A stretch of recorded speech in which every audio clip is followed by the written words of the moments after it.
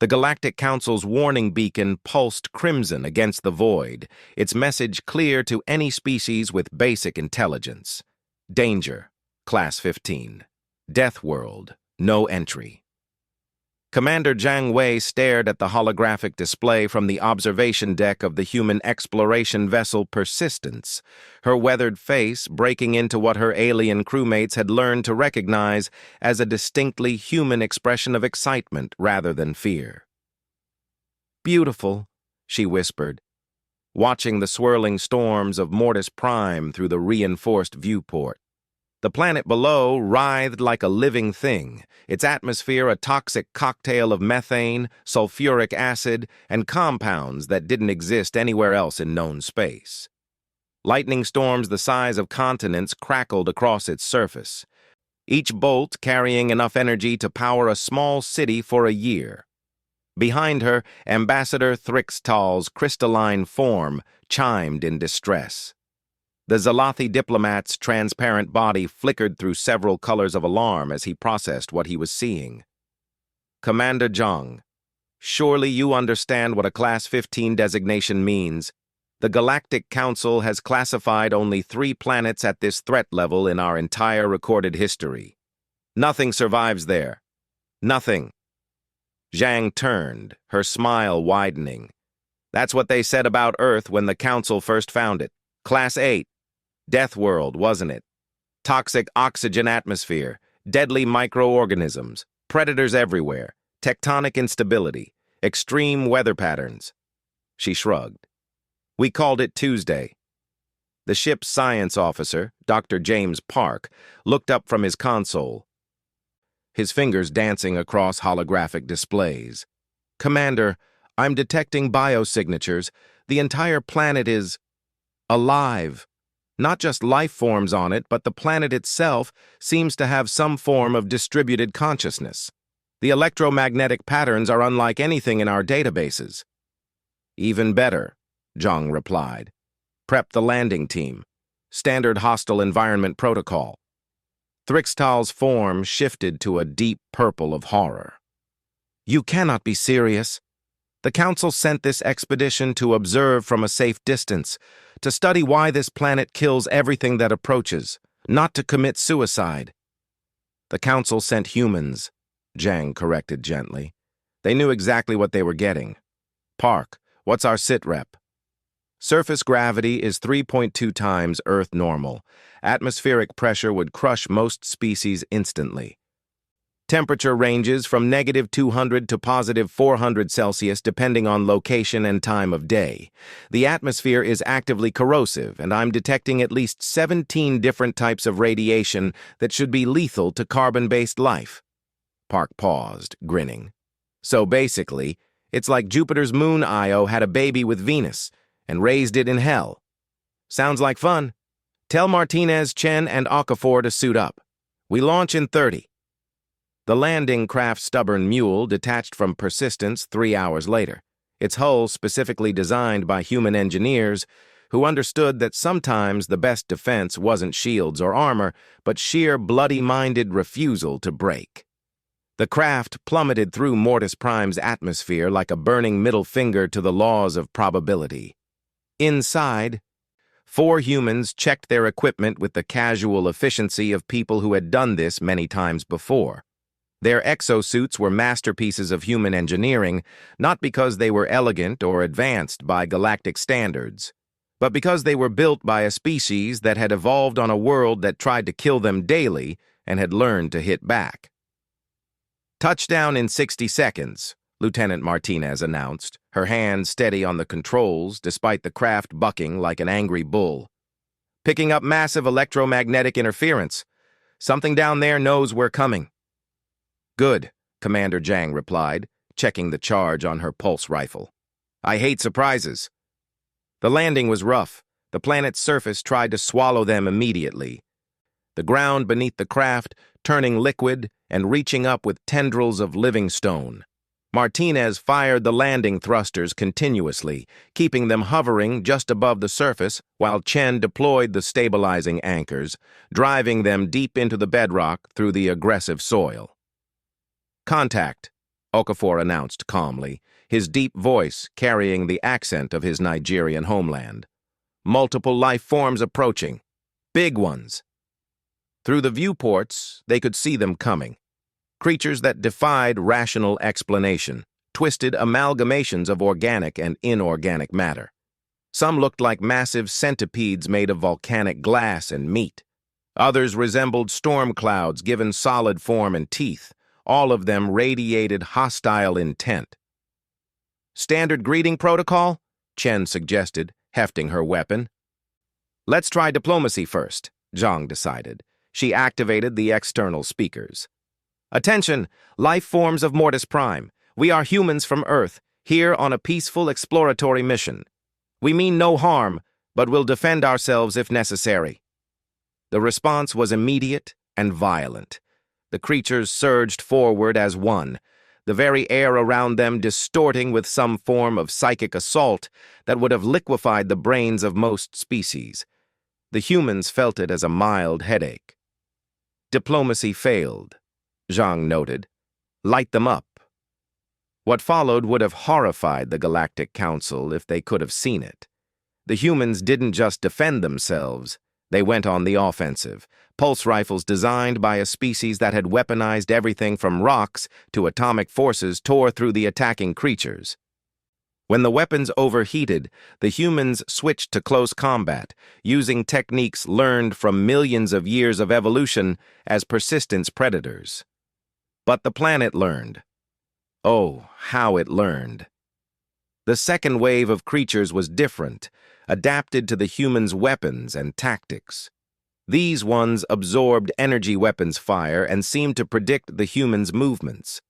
The ground itself joined the assault, trying to trap their feet, to drag them down. "Adaptive defense matrix," Park observed from the landing craft, his scanners working overtime. "The planet is learning from every interaction. It's not just defending itself, it's studying us." Zhang grinned as she snap-kicked a creature that looked like a cross between a shark and a landmine. "Good, we're studying it right back." The battle raged for 6 hours. 6 hours that would have killed any other known species in the galaxy within the first 6 seconds. The humans took injuries, their suits were damaged, but they kept fighting with a tenacity that began to confuse the planet itself. These creatures didn't flee when hurt. They didn't stop when exhausted. They seemed to grow more dangerous the more damaged they became. When Martinez lost her weapon, she picked up a shard of the planet's own crystallized surface and used it as a blade. When Chen's suit was punctured, exposing her to the toxic atmosphere, she held her breath for 5 minutes while sealing the breach, still fighting one-handed.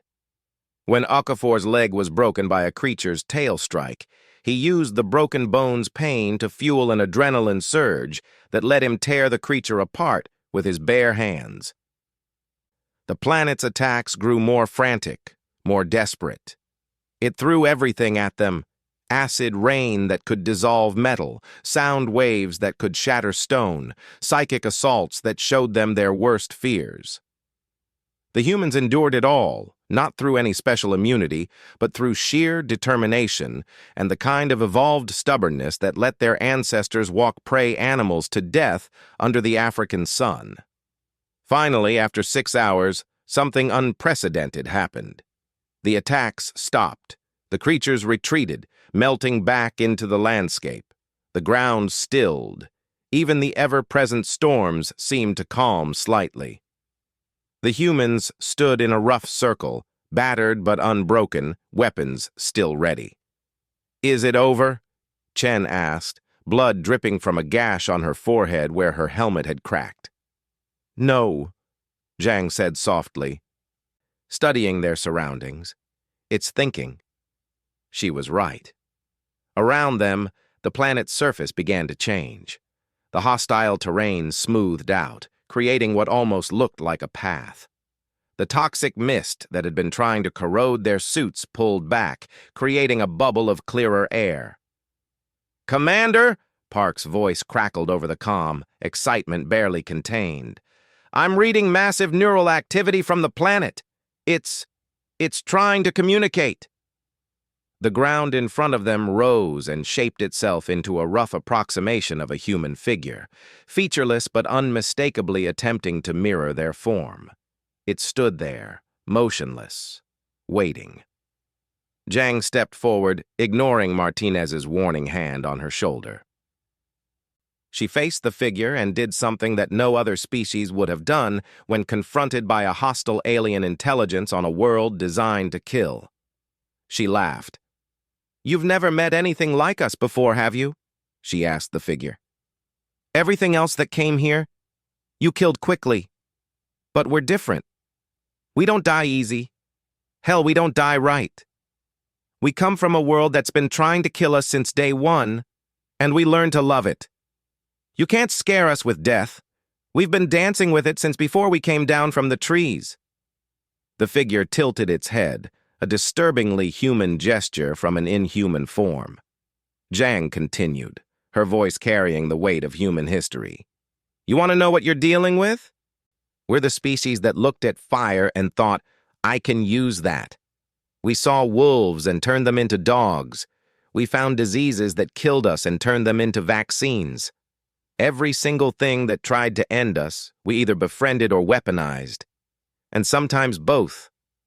The planet shuddered, not in anger this time, but in what could only be described as recognition. The figure stepped back, and the ground began to write. Not in any language, but in patterns that somehow conveyed meaning directly to the human minds. "What are you?" Zhang's grin widened. "We're humans, and I think you and us are going to get along just fine."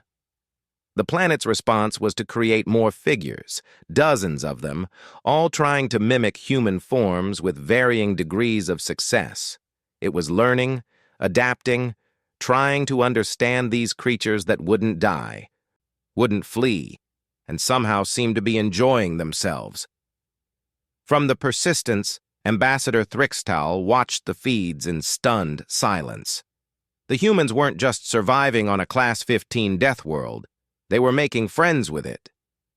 "Impossible," he whispered, his crystalline form cycling through colors of disbelief. But as he watched Commander Zhang teaching the planet's crude humanoid figures how to shake hands, he began to understand why the Galactic Council had really sent humans on this mission. They hadn't sent them despite their dangerous nature. They had sent them because of it. The Deathworld had finally met its match. And for the first time in its eons of existence, it was learning what fear felt like. Not the fear of destruction, but the fear of something far more unsettling to a hostile world. The fear of being understood, accepted, and worst of all, befriended by something even more dangerous than itself. The humans had been on the planet for less than a day, and already Mortis Prime was beginning to change. Not through force or conquest, but through the most human trait of all, the ability to look at something trying to kill them and ask, "Want to be friends?" As night fell on Mortis Prime, the landing team set up their temporary shelter. The planet watched, learned, and for the first time in its existence, began to question its own nature. These humans had shown it something new, that strength wasn't just about destroying threats, but sometimes about choosing not to. The storm clouds above shifted, forming patterns that almost looked like curiosity. The planet had so many questions, and the humans, battered, bloodied, and grinning, were more than happy to provide answers. The first day was over. The real exploration was about to begin. The sunrise on Mortis Prime was unlike anything in the known galaxy. 3 suns of different spectrums rose simultaneously, their combined radiation creating a light show that would have instantly blinded most species. The humans watched it through their polarized visors, sipping recycled coffee from their suits' internal systems. "Now that's a view," Chen murmured, cradling her damaged arm. The planet had been quiet through the night, almost respectful, allowing them to rest and repair their equipment. Commander Zhang stood at the edge of their camp, studying the landscape that had transformed overnight. Where yesterday there had been hostile, jagged terrain designed to impale and trap, Now there were smooth pathways and what looked almost like crude benches formed from the living rock. "It's been thinking all night," Dr. Park reported from the landing craft. "The neural activity is off the charts. Commander, I believe we're dealing with a consciousness that spans the entire planet. Every rock, every particle of air, every living creature is part of one massive mind." "And it's lonely," Okafor added quietly, running diagnostics on his exosuit's leg brace. The big man had a philosopher's soul beneath his warrior's exterior. "Think about it. Millions of years of existence, and everything that comes here dies before it can communicate. We're probably the first real conversation it's ever had." As if responding to his words, the ground nearby bulged and formed into another humanoid figure. This one was more refined than yesterday's attempts, with distinguishable features that seemed to be an amalgamation of all 4 human team members. "Good morning," Zhang said to it, as casually as if she were greeting a colleague. The figure's mouth moved, and a sound emerged that was almost words. "Good morning."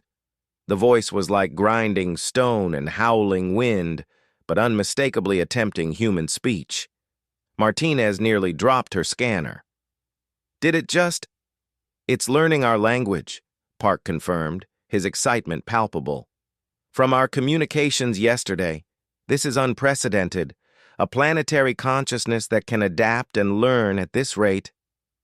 The figure gestured clumsily toward the horizon, where more forms were rising from the earth. Not humanoid this time, but structures. Crude buildings, attempts at recreating the human shelter, even something that looked like a rough approximation of their landing craft. "It wants to show us something," Zhang realized. "Team, we're going for a walk. Full environmental protocol, but weapons on standby. Not because I expect trouble," she added, seeing the planet figure tilt its head, "but because trust is earned, not given. Right, friend?" The figure nodded slowly, another human gesture it had observed and copied. It turned and began walking, its movements becoming more fluid with each step as the planet refined its control over the constructed form. The team followed, traversing a landscape that shifted and adapted around them. The toxic atmosphere seemed to pull back wherever they walked, creating a moving pocket of survivable environment. The ground hardened under their feet just enough to provide stability without impeding movement. "It's accommodating us," Chen observed. "Yesterday it tried to kill us with everything it had. Today it's trying to make us comfortable." "Yesterday we were invaders," Zhang replied. "Today we're guests. Maybe tomorrow we'll be friends." The planet figure led them to a vast, crystalline formation that pulsed with bioluminescent patterns. As they approached, the patterns shifted and reorganized, displaying what looked like a historical record. Images formed in the crystal, showing the planet's past. They saw other ships arriving, other species attempting to land. The Karathi, with their advanced shields, lasting mere minutes before being consumed. The warrior Braxtel, with their legendary combat prowess, overwhelmed in seconds. Even a Zelathi exploration team, with all their psychic abilities, torn apart before they could establish mental contact. "You killed them all," Okafor stated simply, no judgment in his voice. The figure hung its head in an unmistakably human gesture of shame. New images appeared, showing the planet's perspective. Every arrival had been met with immediate attack, with attempts to destroy or consume. It had never occurred to the planetary consciousness to try anything else. Until now. "Why us?" Martinez asked. "What made us different?" The images shifted again, showing yesterday's battle from the planet's point of view. But instead of focusing on the combat, it highlighted something else. Chen helping Martinez when her weapon jammed. Okafor laughing even as he fought with a broken leg. Zhang's humor in the face of death. The humans' refusal to abandon each other, even when retreat would have been logical. You saw our teamwork, Park breathed from the landing craft, watching through their helmet feeds. Our emotional bonds, our insane stubbornness. The figure nodded and created new images. These showed the planet itself, alone for eons, with no companionship but the creatures it created from its own substance. It showed its attempts to reach out to the universe, only to have every visitor attack it or flee in terror. It showed the loneliness of being a conscious world in an empty corner of space. "You're not a death world," Zhang said softly. "You're a guard dog that's never been petted." The figure tilted its head in confusion at the metaphor.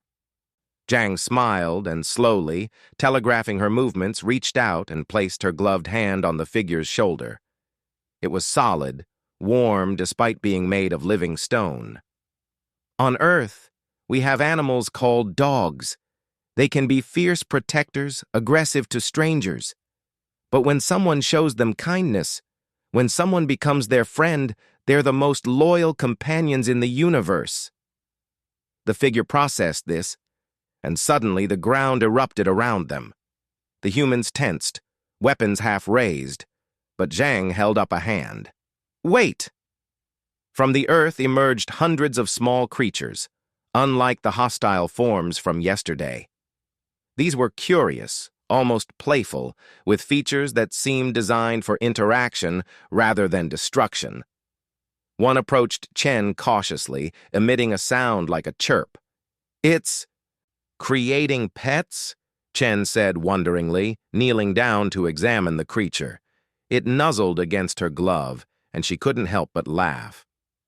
"It's trying to understand our concept of companionship," Park explained, "creating analogs to our experiences." The exploration continued for hours. The planet showed them wonders beyond imagination. Caverns filled with crystals that sang in harmonious frequencies, lakes of liquid metal that formed intricate patterns in response to thought, forests of semi-organic structures that grew and shifted in real time, creating art that existed for moments before reforming into something new. But more importantly, it showed them its attempts to understand humanity. It created crude recreation areas, trying to mimic human concepts of leisure. It formed what looked like a conference room, complete with a misshapen table and chairs, trying to understand human cooperation. It even attempted to recreate food, though the results were more sculptural than edible.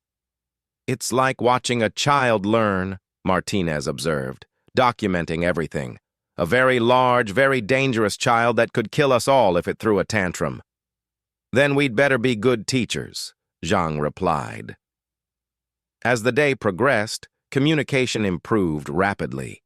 The planet learned not just words, but concepts. It began to understand humor when Okafor made a joke about the weather always being horrible. It grasped empathy when Chen showed concern for one of its creatures that had been injured. It discovered curiosity when Park excitedly explained human science and technology. But the real breakthrough came when the planet asked its first real question. Not through images or crude words, but through a carefully constructed sentence displayed in crystal formations. "Why do humans not fear death?" The team exchanged glances. This was a profound question from a being that had only known existence as either predator or prey. Zhang sat on one of the planet's created benches, gesturing for her team to join her. The planet figure sat too, mimicking their posture. "We do fear death," she began. "But we fear other things more. We fear living without purpose. We fear abandoning our friends. We fear not trying. Death is just another obstacle, and humans have been overcoming obstacles since we learned to walk upright." "But everything dies," the planet insisted, creating images of all the species it had killed. "Why fight the inevitable?" "Because the fight itself has meaning," Okafor said. "My ancestors had a saying, 'It is not how long you live, but how well you live that matters.' And sometimes," Chen added with a grin, "we're just too stubborn to know when we're supposed to die." The planet considered this, its vast consciousness processing concepts utterly alien to its existence. It had never considered that there might be value in struggle itself, that the journey might matter more than the destination. "Teach me," it finally said, the words now clear and unmistakable. "Teach me to be more than a killer. Teach me to be human." "Not human," Zhang corrected gently. "Teach you to be yourself, but better. Teach you to be a friend." The planet's response was to create something new. Not weapons, not defenses, but a garden. Crystalline flowers bloomed around them, each one unique, each one beautiful in its alien way. It was art for art's sake, creation for the joy of creating. "Now you're learning," Zhang smiled. From the persistence, the alien observers watched in stunned silence. Ambassador Thrixtal had been filing report after report to the Galactic Council, each one more unbelievable than the last. A Class 15 Deathworld was being tamed not through technology or warfare, but through friendship. "The humans are actually doing it," his assistant whispered. "They're befriending a planet that has killed everything else that ever landed on it." "No," Thrixtal corrected, his crystalline form shifting to colors of deep thought. "They're not taming it. They're teaching it to tame itself.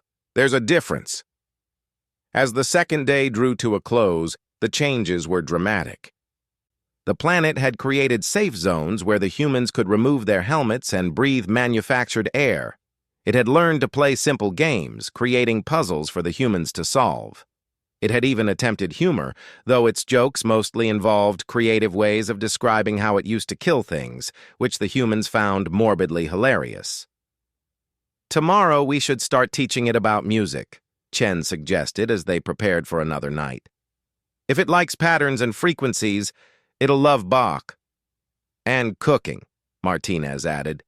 "Even if it can't eat, it might enjoy the creativity." "Philosophy," Okafor contributed. "Ethics, morality. Help it develop a framework for interacting with other species." Zhang nodded at each suggestion, then looked at the planet figure that had remained with them all day. "What do you want to learn?"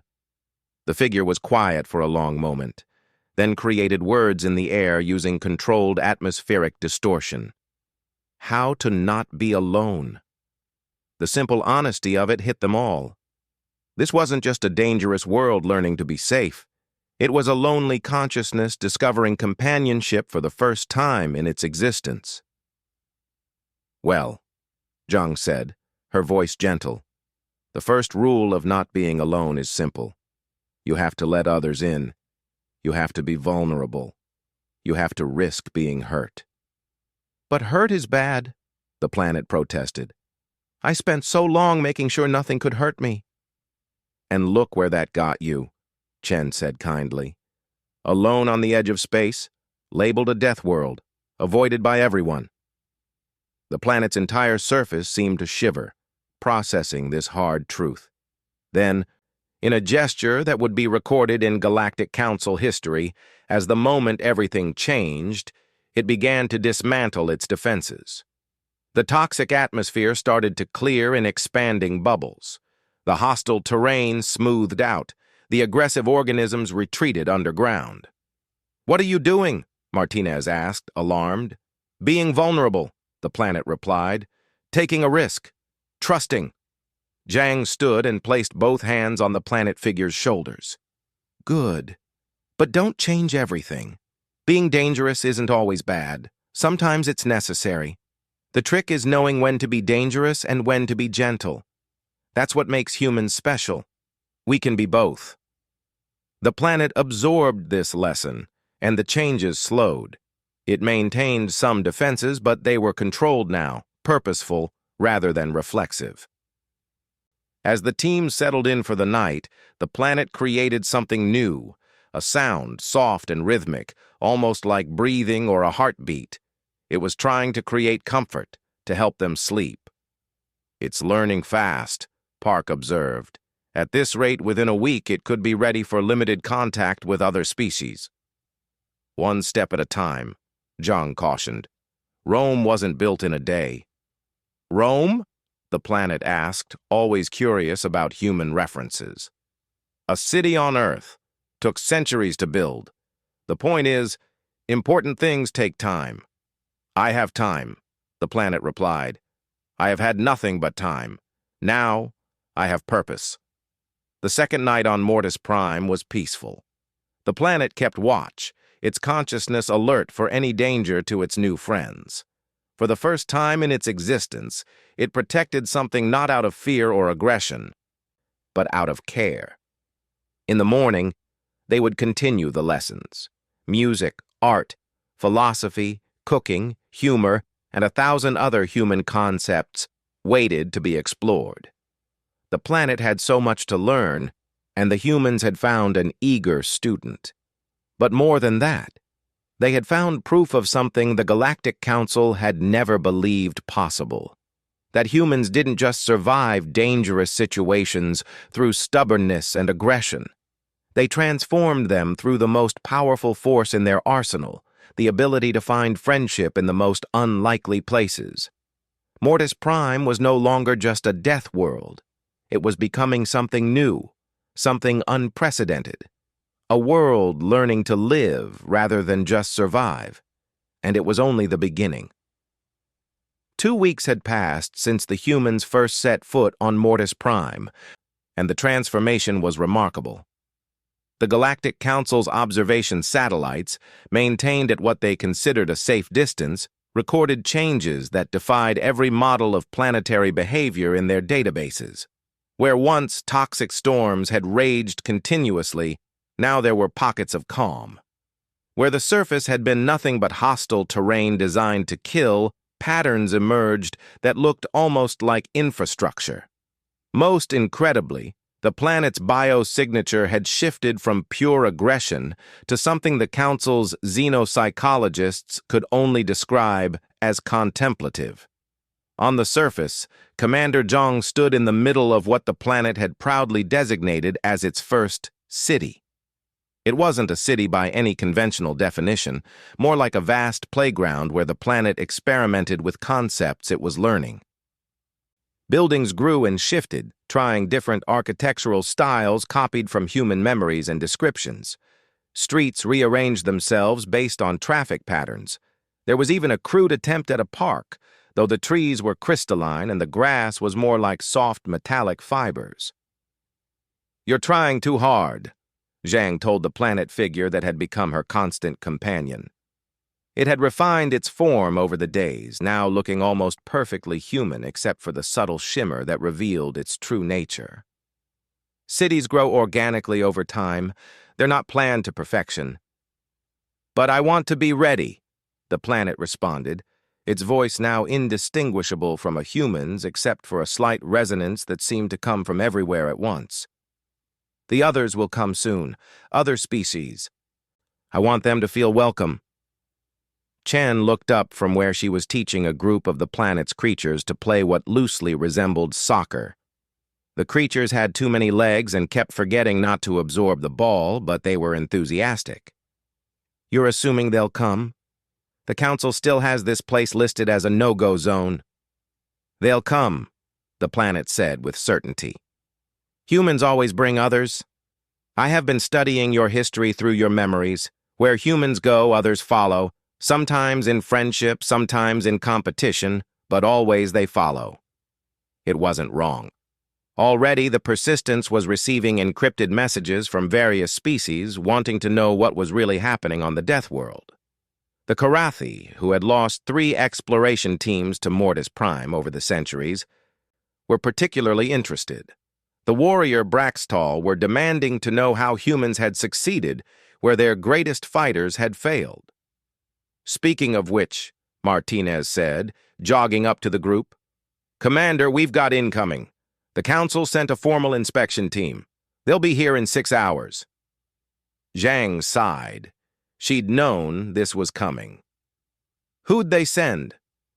"Full diplomatic contingent. 3 Zalathi, 2 Karathi, a Braxtal observer, and, Martinez paused, grinning. "A human cultural attaché." Dr. Sarah Chen from the Anthropological Division. No relation, their Chen said quickly, though she smiled. It was a running joke that every human expedition seemed to have at least one Chen.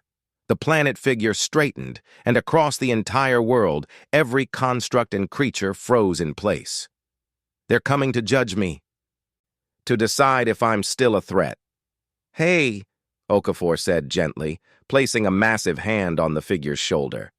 Remember what we taught you about anxiety? Deep breaths. Well, whatever the planetary equivalent is. The planet had indeed learned about anxiety, along with a host of other emotions it had never experienced in its eons of existence. The learning process hadn't always been smooth.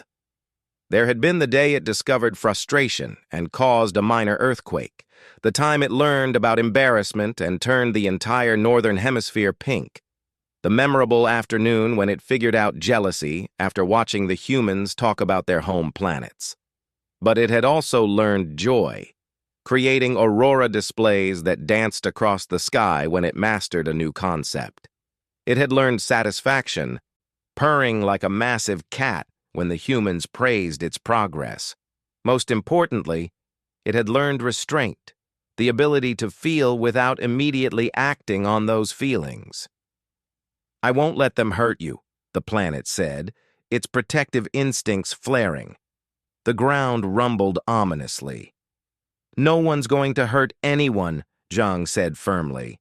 This is a diplomatic meeting. And remember what we taught you about first impressions? Be yourself, but the best version of yourself, the planet recited. Don't try to be something you're not. Strength through honesty, not deception. Perfect. Now let's get ready to show them what you've learned.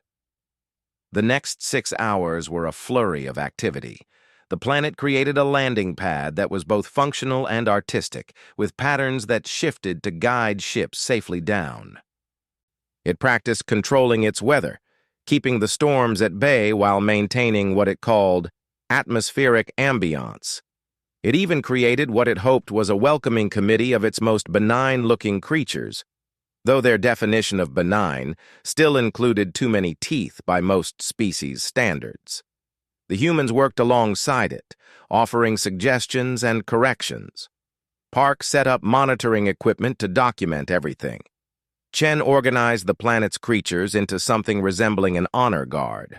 Martinez and Okafor prepared presentation materials that attempted to explain 2 weeks of impossible progress. Zhang simply stood with the planet figure, offering quiet reassurance. What if they don't like me? The planet asked quietly, a question that would have been incomprehensible from a Deathworld just weeks ago. Then they're idiots, Zhang replied simply, but they'll come around. You know why? Because you're trying. That effort counts for more than you realize. The council ship descended precisely on schedule, its sleek form a stark contrast to the human vessel's utilitarian design. The landing was cautious, shields at maximum, weapons systems primed but not activated. They were clearly taking no chances. The delegation that emerged looked like they were walking to their own execution. The 3 Zalathi ambassadors huddled together, their crystalline forms flickering through nervous colors. The 2 Karathi officials wore full battle armor, despite this being a diplomatic mission. The Braxtal observer stood apart, 7 feet of muscle and skepticism, hand never straying far from his ceremonial weapon. Only Dr. Sarah Chen seemed relaxed, looking around with the same excited curiosity that marked humans as either incredibly brave or incredibly stupid, depending on who you asked. Commander Zhang, Ambassador Thrixtal said formally, his color shifting to diplomatic neutral. We have come to assess the situation on Mortis Prime and determine if the threat classification should be adjusted. Ambassador, Zhang replied with equal formality, welcome to Mortis Prime. May I introduce you to our host? The planet figure stepped forward, and every member of the delegation except Dr. Chen stepped back. It had chosen its appearance carefully, a blend of features from various species to appear non-threatening while still clearly being other. "Welcome to my world," the planet said, its voice carefully modulated to be pleasant across multiple species' hearing ranges. I am Mortis Prime, though the humans have suggested I might choose a different name. Something less—" It paused, having learned comic timing. Murdery. The Braxtal observer made a sound that might have been a snort of amusement. The others remained frozen. You're talking," one of the Karathi managed. "The planet is talking." "The humans taught me," the planet said proudly. "They taught me many things. Would you like to see?" What followed was possibly the strangest diplomatic tour in galactic history. The planet showed off its new abilities like an eager student at show and tell. It demonstrated weather control by creating a localized rainbow for the Zalathi, who appreciated beauty. It showed tactical awareness by creating a shifting obstacle course for the Braxtal, who grudgingly admitted it was well designed. For the Karathi, it displayed its understanding of defensive architecture by creating and then improving upon their standard fortification designs. But the real test came when it showed them what it had learned about restraint. It created a creature similar to the ones that had killed so many visitors before, but held it in check with visible effort. "I could release it," the planet said. "Let it follow its nature. But I choose not to. The humans taught me that true strength is not in what you can do, but in what you choose not to do." "Impressive," the Braxtal observer admitted. "But what happens when the humans leave? Will you remain civilized?" The planet's form slumped slightly. It had been dreading this question. "They will leave, won't they? Humans always explore, always move on. It's their nature." "Hey," Chen said, speaking up for the first time since landing. "Who says we're leaving? Somebody's got to set up the embassy here." "Embassy?" the planet and several delegates said simultaneously. Dr. Sarah Chen grinned, producing an official council document. "Pending this inspection, of course, but the anthropological division has already put in a proposal. Mortis Prime would be the first sentient planet to join the galactic community. We'll need a permanent human presence to help with integration, cultural exchange, and—" she winked at the planet— "friendship maintenance." The planet's joy was literally ground-shaking, controlled but definitely present. Across the world, every life form it had created began to sing in harmony, a sound that was hauntingly beautiful despite coming from things that looked like nightmares. "You would stay?" "Truly?" it asked, hope evident in every word. "Not all of us," Zhang admitted. "Martinez and I have other missions, but Chen and Okafor have already volunteered for the permanent posts, and there'll be others. Humans are curious creatures. A living planet that wants to learn? You'll have more volunteers than you know what to do with." The formal inspection continued for hours. The delegates asked probing questions, examined data, and observed the planet's responses to various stimuli. Through it all, the planet showed what the humans had taught it: patience, humor, respect, and above all, the desire to connect rather than destroy. The turning point came when the youngest Zalathi ambassador, barely past adolescence by their species standards, accidentally wandered too close to one of the planet's defense zones, an area it hadn't fully converted yet. Ancient instincts triggered, and deadly organisms began to emerge. Every human tensed, ready to intervene. The other delegates froze in terror, but the planet acted first. "No!" it commanded, its voice carrying absolute authority. The organisms stopped instantly.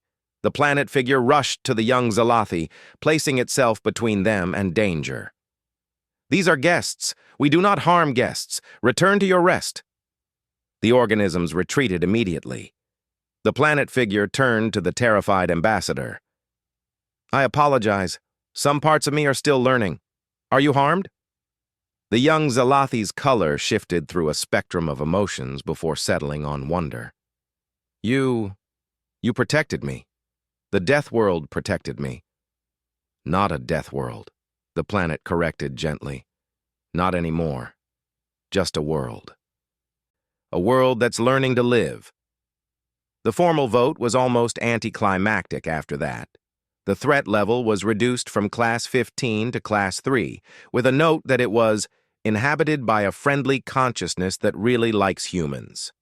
The embassy proposal was approved unanimously. Trade agreements were discussed. The Braxtal Observer even suggested that the planet might enjoy hosting war games, which it found intriguing. As the sun set on this historic day, the delegates prepared to leave. But before they departed, Ambassador Thrixtal approached Commander Zhang privately. "I have to ask," he said, his color shifting to curious purple. "How did you know? When everything in our models said this was impossible, that this world would kill you all. How did you know it could be befriended?" Zhang looked out at the planet's latest creation. A fountain that somehow used liquid metal and controlled gravity to create impossible shapes. "We didn't know. But humans have a saying, there are no bad dogs, only bad owners. We figured maybe there were no bad planets, only planets that had never met the right species." "And you were the right species?" "We're the species that domesticated wolves, Ambassador. We've been befriending things that try to kill us for hundreds of thousands of years. It's kind of our thing." The ambassador made the Zalathi equivalent of a laugh. "I'm beginning to understand why the universe both fears and needs humans. You're all insane." "Productively insane," Zhang corrected with a grin. After the delegates left, the planet was quiet for a long time. Its consciousness spread across every molecule of its being, processing the day's events. Finally, the figure spoke. "I've decided on a name," it announced. The humans gathered around, curious. Naming was important. They'd taught it. Names had power, meaning, identity. "I want to be called Hope," the planet said, "because that's what the humans gave me. Hope that I could be more than a killer. Hope that I could have friends. Hope that I didn't have to be alone. Hope," Chen repeated, testing the name. "I like it. It fits." "Hope, the former Deathworld," Martinez added with a grin. "Has a nice ring to it." As the humans settled in for another night on their transformed world, changes rippled across the galaxy. News of Hope's transformation spread faster than light. Scientists demanded to study the phenomenon. Philosophers debated the implications of planetary consciousness. Military strategists worried about the precedent of befriending superweapons. But on Hope itself, none of that mattered. What mattered was that Chen was teaching its creatures to paint, covering the crystalline formations with explosive colors. What mattered was that Okafor was telling stories of Earth, each one eagerly absorbed and remembered. What mattered was that Park was setting up permanent research stations, preparing for the influx of humans who would come to study and learn. And in the quiet moments, the planet figure would stand with Zhang, watching the stars. "Do you think there are others like me?" Hope asked one night. "Other worlds that are alone and afraid?" "Maybe," Zhang admitted. "The universe is vast. There's room for all kinds of impossible things." "Then I want to help them," Hope declared. "The way you helped me. I want to teach them what you taught me." Zhang smiled. "Trust humans to not only befriend a Deathworld, but turn it into a missionary for interplanetary friendship. One step at a time, Hope. First, you need to finish learning yourself. Then who knows? Maybe you'll be the one teaching humans something new."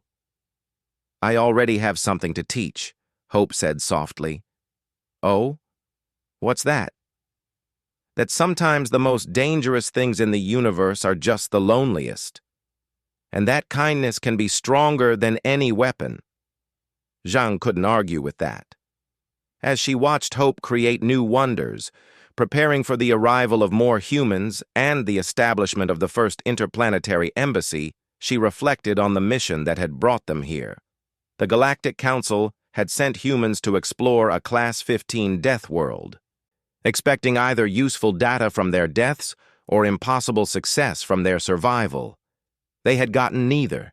Instead, they had gotten something far more valuable: proof that the human approach to the universe, as chaotic and dangerous as it might seem, could transform the impossible into the inevitable. Hope, the former Mortis Prime, was no longer a death world. It was a beginning, the first of many impossible friendships that humans would forge among the stars. Because if humans could befriend a living planet that had spent eons as the galaxy's most efficient killer, what couldn't they do?